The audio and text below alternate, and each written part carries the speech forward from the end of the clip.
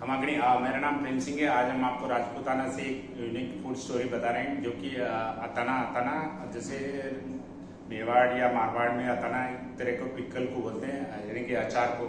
तो अचार बनाने की जो परंपरा है राजस्थान में एक बहुत ही पॉपुलर है। जैसे कि लोग ट्रैवल करते थे और पुराने टाइम में जो भी लोग इधर उधर से अलग अलग रियासतों में जाते थे, तो लोगों के पास खाने के सोर्सेज कम होते तो और बारिश कम होने के कारण लोग ऐसी चीजें प्रिजर्व करते थे जो कि उनके पास सीजनल में अवेलेबल होती थी। उनको डिहाइड्रेट करके या फिर क्योर करके, यानी कि उसके साथ ब्राइन करके साथ बनाते थे। फिर इसमें भी जैसे राजपूताना में जैसे वेजिटेरियन लोग भी ज्यादा है, 70% वेजिटेरियन लोग है, 30% नॉनवेज।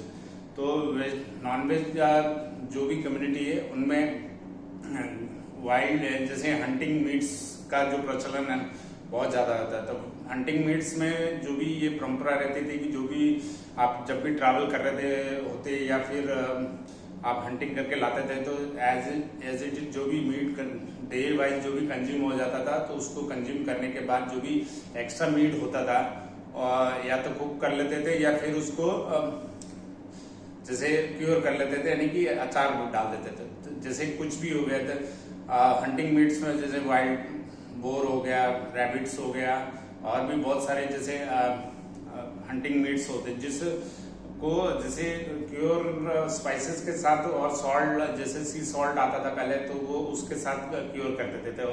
और मोस्टली जो एनिमल का जो हंटिंग मीट्स होता था उसमें ही फैट इतना होता था जो घी डालने की जरूरत नहीं थी। ऐसे जैसे लेस ऑफ फैटी वाले जो भी मीट्स होते हैं उनमें घी डाल के प्रिजर्व किया जाता था। और कहीं जैसे सरसों के तेल में भी बनाते हैं, लेकिन नॉनवेज जो पिक्कल है उसी के फैट में अच्छा सा हो जाता था, तो उसको सन ड्राइड करके फिर पकाते थे। तो जैसे जो भी मीट बच जाता था, तो उस मीट को सॉल्ट में क्योर करके या हल्का सा स्पाइसेस के साथ उसको सन ड्राई कर देते थे। सन ड्राई करने के बाद उसमें जैसे मसाले और उसको पका के फिर उसको क्योर करते थे। क्योर करने के बाद जैसे उसको यूज करने के लिए रख देते थे और उसको डेली हैबिट में अपनी लाइफ में यूज करते थे और ट्रैवल करते थे यूज करते थे। और जैसे वेजिटेरियन कम्युनिटी में भी जैसे उनकी आवश्यकताएं लोकल जो इंग्रेडिएंट बिना बारिश के टाइम में या बारिश के टाइम में जो इंग्रेडिएंट हो जाते थे, मोस्टली पिकल का जो टाइमिंग होता है आफ्टर रेनी सीजन से समर सीजन तक। रेनी सीजन में अचार इसलिए नहीं पड़ पाता क्योंकि आर्द्रता ज्यादा होती है और अचार खराब होने के चांसेस ज्यादा रहते हैं।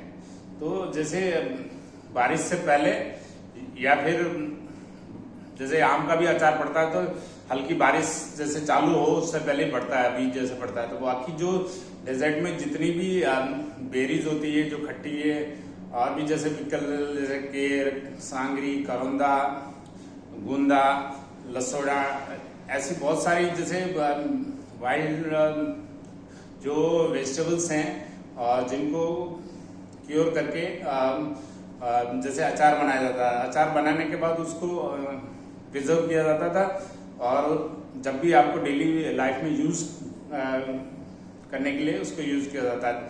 अचार की प्रचलन जैसे बहुत पुराने जैसे 2500 ईस्वा पूर्व है, लेकिन इससे भी पहले लोग जैसे हिस्ट्री है, हिस्ट्री में ऐसे कई जैसे ऐसे प्रॉपर मेंशन नहीं है, किसी ने राजपूताना में इसका कोई रिकॉर्ड मेंशन नहीं है।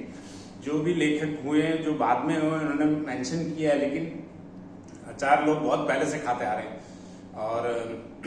और भी जैसे आप क्यूजिन के बारे में जैसे कुछ जैसे वेजिटेरियन में भी जैसे जैन अचार अलग होते हैं, बिना लहसुन प्याज के अचार खाने वाले भी बहुत हैं, और रेगुलर प्याज के भी अचार होते हैं। तो ऐसी बहुत सारे जैसे वेजिटेबल्स के भी अचार है, सब्जियों के अचार है, नींबू के जैसे खीरे के अचार भी पड़ता है। तो ये सीजनल जो भी वाइल्ड बेरीज के अलावा लोकल जो वेजिटेबल्स फार्मिंग की जाती थी उनका भी क्योर करके अचार बनाया जाता था। आई थिंक आपको ये फूड स्टोरी पसंद आएगी। आप भी चाहिए, आपके पास और भी कोई नॉलेज हो तो आप जरूर शेयर कीजिएगा। ये एक यूनिक ट्रेंड है जो आपको पसंद आएगा। मेरे द्वारा प्रेम सिंह राठौड़ और रावली रसोई। Thank you for watching and sharing रावली रसोई।